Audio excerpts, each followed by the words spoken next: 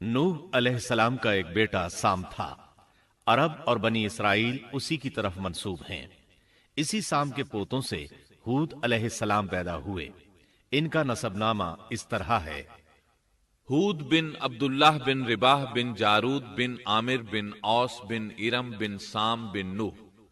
ہود علیہ السلام کی قوم کو قوم عاد اور قوم ارم بھی کہا جاتا ہے، کیونکہ عاد اور ارم ہود علیہ السلام کے اجداد تھے۔ قوم ہود احقاف نامی ایک بستی میں آباد تھی، اور یہ بستی عمان اور حضرہ موت کے درمیان ریت کے ٹیلوں والے علاقے میں تھی۔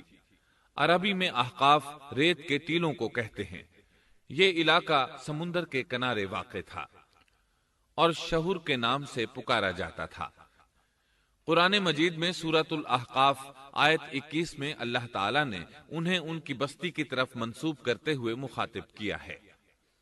وَاذْكُرْ أَخَا عَادٍ إِذْ أَنذَرَ قَوْمَهُ بِالْأَحْقَافِ۔ اور عاد کے بھائی کو یاد کرو جبکہ اس نے اپنی قوم کو احقاف میں ڈرایا۔ قوم عاد کے لوگ اپنی رہائش کے لیے خیمے پسند کرتے تھے۔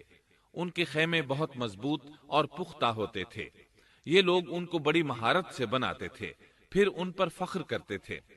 اللہ تعالیٰ سورۃ الفجر آیات 6 تا 8 میں فرماتے ہیں: أَلَمْ تَرَ كَيْفَ فَعَلَ رَبُّكَ بِعَادٍ إِرَمَ ذَاتِ الْعِمَادِ الَّتِي لَمْ يُخْلَقْ مِثْلُهَا فِي الْبِلَادِ۔ کیا آپ نے نہیں دیکھا کہ آپ کے رب نے عاد کے ساتھ کیا کیا، جو نسل ارم سے تھے، ستونوں والے تھے، جن کے مانند کوئی قوم دنیا کے ممالک میں پیدا نہیں کی گئی۔ اللہ تعالیٰ نے ان کی کاریگری اور فن کی ایک مثال دی ہے کہ وہ ایسے خیموں میں آباد تھے جن کے ستون بہت مضبوط تھے، طاقتور تھے۔ ان لوگوں نے شہروں اور بستیوں کو ایسی کاریگری سے بنایا کہ ان کے متعلق عجیب و غریب روایات مشہور ہو گئیں۔ یہ نرم زمین میں خیمے بناتے تھے، اس کے ساتھ پہاڑوں میں محل بھی بناتے تھے۔ حالانکہ رہائش کے لیے زمین پر خیمے موجود تھے، گویا بیکار دولت اور وقت برباد کرتے، پھر اس پر فخر کرتے۔ شہروں میں جو راستے اور سڑکیں تھیں وہ بہت چوڑی تھیں۔ ان جیسے طویل اور قوی لوگ بعد میں پیدا نہیں ہوئے۔ کاریگری اور فنکاری میں یہ لوگ اس مقام تک پہنچے کہ پھر کوئی نہ پہنچ سکا۔ یہ لوگ عرب تھے اور عربی میں بات چیت کرتے تھے۔ ہود علیہ السلام بھی عربی تھے۔ اسماعیل علیہ السلام سے پہلے کے عرب باشندے عرب عاربہ کہلاتے ہیں۔ ان کے مشہور قبائل یہ ہیں: عاد، سمود، جرہم، امیم، قحطان اور مدین وغیرہ۔ ابراہیم علیہ السلام کی اولاد میں اسماعیل علیہ السلام کے بعد آنے والے لوگ عرب مستعربہ کہلاتے ہیں۔ اسماعیل علیہ السلام عربی نہیں تھے، کنعانی تھے۔ جب ابراہیم علیہ السلام اسماعیل علیہ السلام کو مکہ معظمہ میں چھوڑ آئے اور اسماعیل علیہ السلام نے عربوں سے میل جول قائم کیا تو ان سے عربی سیکھ لی اور اس میں بہت مہارت پیدا کر لی، یہاں تک کہ آپ کو عرب کا فصیح کہا جانے لگا۔ اہل عرب میں فصاحت و بلاغت آپ ہی سے آئی۔ رسول اللہ صلی اللہ علیہ وسلم بھی اسی انداز میں فصیح و بلیغ عربی میں بات کرتے تھے۔ طوفان نوح کے بعد جب دوبارہ لوگوں کو پیدا کیا گیا تو وہ ایک مرتبہ پھر ان بستیوں میں رہنے کے لیے چلے گئے جہاں نوح علیہ السلام رہا کرتے تھے۔ نوح علیہ السلام شام کے شمال اور ترکی کے جنوبی علاقوں میں رہا کرتے تھے۔ لوگ یہاں آباد ہو گئے۔ پھر یہاں سے کچھ لوگ فلسطین اور شام کی طرف ہجرت کر گئے اور کچھ لوگ جزیرے کی طرف ہجرت کر گئے، اور قوم عاد جزیرے کے جنوب میں آ کر آباد ہو گئی۔ اس وقت تمام لوگ توحید پر تھے۔ طوفان کے ساتھ جب زمین پامال ہو گئی تو اس پر سوائے نوح علیہ السلام کی اولاد کے اور کوئی زندہ نہ رہا۔ یہ لوگ توحید پرست تھے، لیکن وقت کے ساتھ ساتھ قوم عاد آباد ہوئی اور شیطان نے ان کے دلوں میں وسوسہ ڈالا۔ اس طرح وہ شیطان کی عبادت کرنے لگے۔ چنانچہ قوم نوح کے بعد سب سے پہلے جس قوم نے بت پرستی اختیار کی وہ قوم عاد تھی۔ اس قوم کو اللہ تعالیٰ نے بہت ڈیل ڈال دیا تھا۔ وہ بہت طاقتور قوم تھی۔ مفسرین بیان کرتے ہیں کہ ان کے جسم بہت مضبوط اور ٹھوس تھے، قد بہت لمبے تھے، آدم علیہ السلام کا قد 60 ہاتھ تھا، اس قوم کا قد بھی قریباً اتنا ہی تھا۔ اس طرف سورۃ الاعراف آیت 69 میں اشارہ موجود ہے۔ اللہ تعالیٰ فرماتے ہیں واذكروا إذ جعلكم خلفاء من بعد قوم نوح وزادكم في الخلق بسطة فاذكروا آلاء الله لعلكم تفلحون۔ اور تم وہ حالت یاد کرو جب اللہ نے تمہیں قوم نوح کے بعد جانشین بنایا اور ڈیل ڈول میں تمہیں زیادہ پھیلاؤ دیا، سو تم اللہ کی نعمتوں کو زیادہ یاد کرو تاکہ تم فلاح پا جاؤ۔ ہود علیہ السلام کی زبانی اللہ تعالیٰ ان کی فنکاری کو بیان کرتے ہوئے فرماتے ہیں کہ ہود علیہ السلام نے ان سے کہا، کیا تم ایک ایک ٹیلے پر بطور کھیل نشان لگا رہے ہو؟ مطلب یہ کہ یہ لوگ پہاڑوں کی چوٹیوں پر محل تعمیر کرتے تھے۔ جب ان سے کہا جاتا کہ تم رہتے تو زمین پر ہو اور گھر پہاڑوں پر بناتے ہو، اس کی کیا وجہ ہے؟ اور تم اتنے مضبوط محل تعمیر کر رہے ہو، گویا ہمیشہ یہیں رہو گے۔ وہ لوگ دراصل ٹیلوں، گھاٹیوں، دروں اور پہاڑوں پر عمارات تعمیر کرتے تھے، اور ان کا مقصد ان میں رہنا نہیں تھا، بلکہ صرف کھیل کود کے لیے ایسا کرتے تھے۔ ہود علیہ السلام نے انہیں جھنجھوڑا کہ تم ایسا کام کیوں کرتے ہو جس کا کوئی مقصد نہیں، جس کام کے فضول ہونے میں کوئی شک نہیں۔ ہود علیہ السلام انہیں واعظ کرتے تھے، اے میری قوم، اللہ نے تمہیں بڑی قوت سے نوازا ہے۔ تمہاری طاقت کا عالم یہ ہے کہ جب تم کسی پر ہاتھ ڈالتے ہو تو ظلم کرتے ہو، کوئی شخص تمہارے سامنے آنا گوارا نہیں کرتا۔ لہذا اللہ سے ڈرو اور میری پیروی کرو، اس سے ڈرو جس نے ان چیزوں سے تمہاری مدد کی۔ اللہ تعالیٰ نے اپنی ہر طرح کی نعمت، مال، اسباب، اولاد، باغات، شہر، قوت، جسامت اور صنعت کاری سے تمہیں نوازا ہے، لہٰذا تم اللہ سے ڈرو اور میری اطاعت کرو۔ لیکن ان کی قوم نے کوئی اثر نہ لیا، نہ ان پر ایمان لائی، الٹا لگی تکبر کرنے، اللہ کی حمد کی بجائے اس کی ناشکری کرنے لگی۔ اور تکبر کے بارے میں بات یہ ہے کہ جب سے ابلیس نے اس کو اختیار کیا، یہ اس وقت سے آزمائش بن چکا ہے۔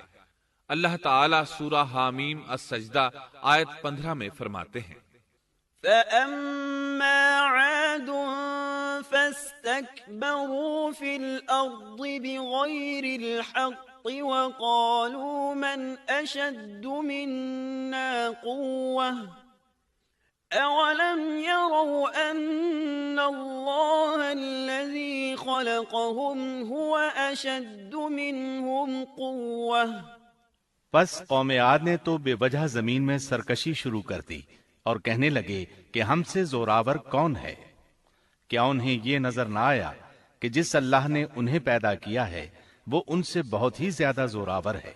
جب یہ لوگ اپنی سرکشی اور کفر میں حد سے بڑھ گئے، تب اللہ تعالیٰ نے ہود علیہ السلام کو ان کی طرف بھیجا۔ انہوں نے انہیں اللہ کی طرف بلایا اور کہا، اے میری قوم، اللہ کی عبادت کرو، اس کے سوا تمہارا کوئی معبود نہیں۔ کیا تم ڈرتے نہیں؟ قوم کے کافر سردار کہنے لگے، ہم تو دیکھتے ہیں کہ تو نری بے وقوفی میں ہے، ہمارے خیال میں تو جھوٹا ہے۔ اس پر ہود علیہ السلام نے فرمایا، میری قوم، میں بے وقوف نہیں، میں تو تمام جہانوں کے پروردگار کی طرف سے بھیجا گیا ہوں، تمہیں اپنے رب کے پیغامات پہنچا رہا ہوں، اور ہوں بھی تمہارا دلی خیر خواہ اور امانت دار۔ کیا تم اس بات سے تعجب کرتے ہو کہ تم میں سے ایک شخص کی معرفت، اللہ کا ذکر تم تک پہنچا کہ وہ تمہیں خبردار کر دے؟ تم اللہ کی اس نعمت کو یاد کرو کہ اس نے تمہیں قوم نوح کے بعد خلیفہ بنایا اور ڈیل ڈول میں تمہیں زیادہ پھیلاؤ دیا۔ تم اللہ کے احسانات کو یاد کرو تاکہ فلاح اور نجات پا جاؤ۔ ہود علیہ السلام نے اللہ کی عظیم نعمتوں کے ساتھ انہیں نصیحت کی، لیکن وہ بدبخت کفر ہی کرتے رہے۔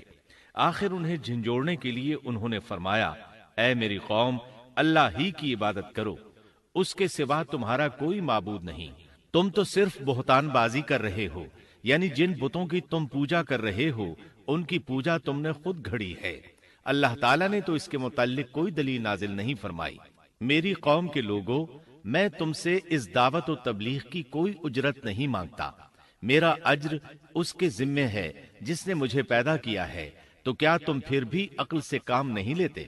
اے میری قوم کے لوگوں، اپنے رب سے گزشتہ گناہوں کی معافی طلب کرو، آئندہ گناہوں سے توبہ کرو، تاکہ وہ برسنے والے بادل تم پر بھیج دے اور تمہیں طاقت میں اور بڑھا دے، تاکہ تم گناہگار ہونے کے باوجود روگردانی نہ کرو۔ ہود علیہ السلام مسلسل انہیں دعوت دیتے رہے، لیکن وہ ظالم قوم نوح کی طرح ان کا مذاق اڑانے لگی اور کہنے لگی، ہمارے خیال میں تو بے وقوف ہے اور شاید تو ہمارے کسی معبود کے بڑے جھپٹے میں آ گیا ہے، تو ہمارے بتوں کو برا کہتا ہے، اس لیے ان میں سے کسی کی مار تم پر پڑی ہے، اسی لیے تو ذہنی مریض بن گیا ہے۔ وہ ظالم لوگ چونکہ آخرت پر ایمان نہیں رکھتے تھے اور دنیا میں خوشحالی کی زندگی بسر کر رہے تھے اور تھے بھی اپنی قوم کے سردار، اس لیے اپنے ماتحتوں سے کہنے لگے، یہ تو تم جیسا ہی انسان ہے، وہی کچھ کھاتا ہے جو تم کھاتے ہو اور پیتا بھی وہی کچھ ہے جو تم پیتے ہو۔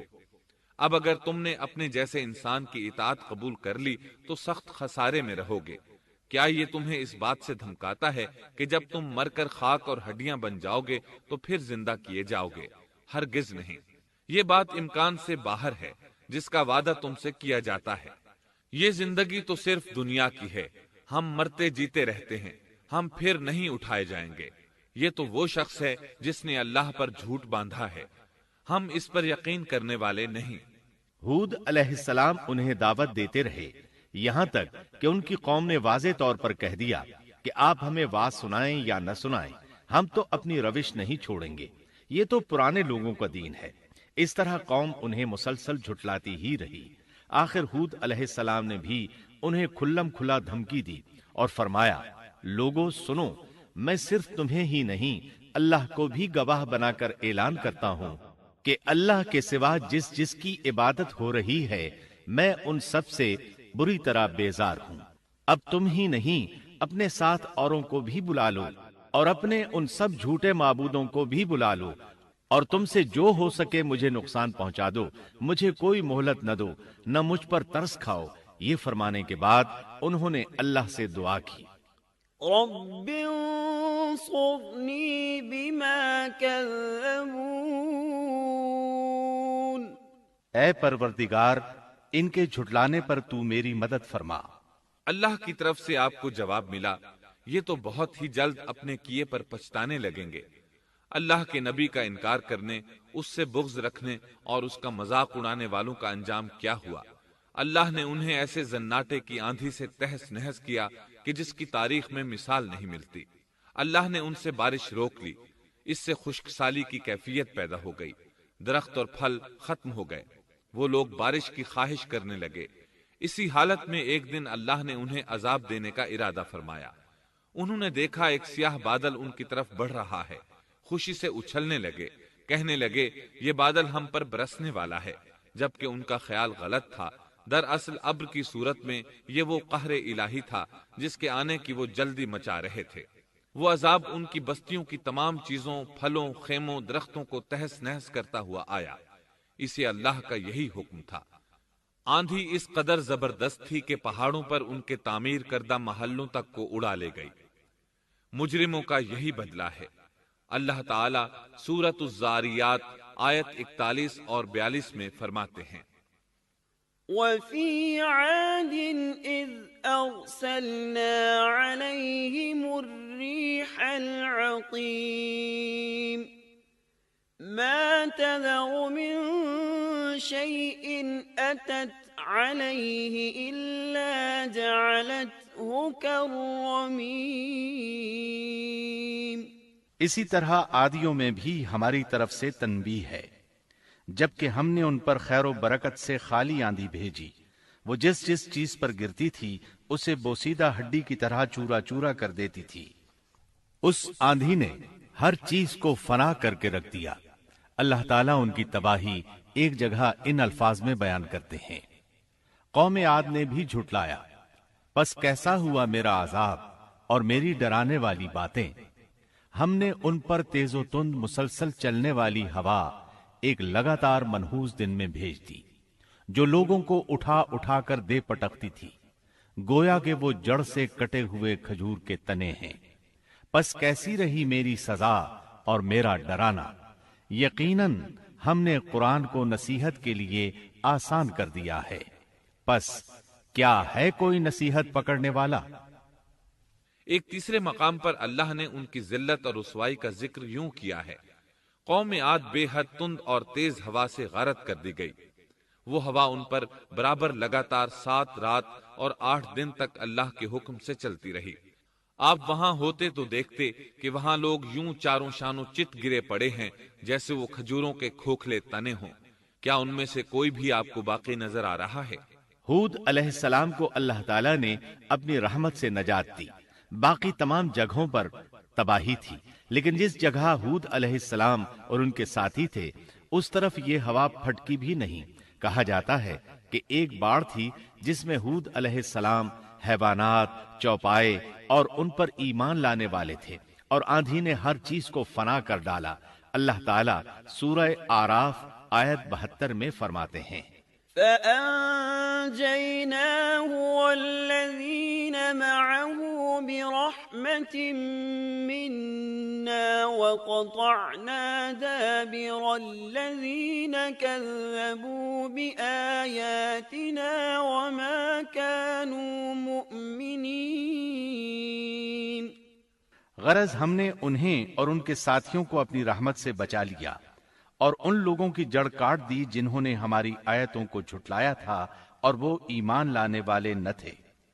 इसी तरह सूरह हूद में अल्लाह फरमाते हैं, जब हमारा हुक्म आ पहुंचा तो हमने हूद को और उनके साथियों को अपनी खास रहमत से नजात दी।